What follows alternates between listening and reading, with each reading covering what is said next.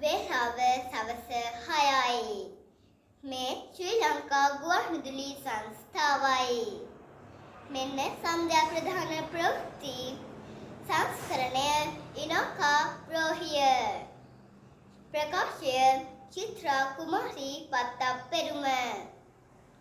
සමස්ත ආසියාවට වරට අභිමානය පෙන්වමින් ශ්‍රී ලංකා ක්‍රීඩිකාවෝ 2018 ආසියානු දැල් පන්දු ශූරතාවය දිනා ගනිති.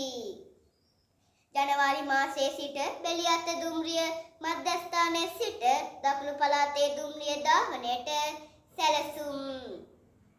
ජනවාරි මාස පළමුවැනිදා සිට මහපොළ ශිෂ්‍යත්වය මහපොළ බාරකාර අරමුදල මගින් පමණක් ගෙවීමට පියවර.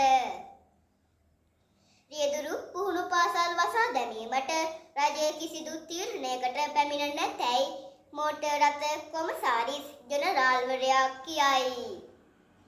වසර 2022 වන විට අලුත් ඉන්දියාවක් ගොඩනැගීමට කැපවන බව ಭಾರತೀಯ ජනතා පක්ෂය පවසයි.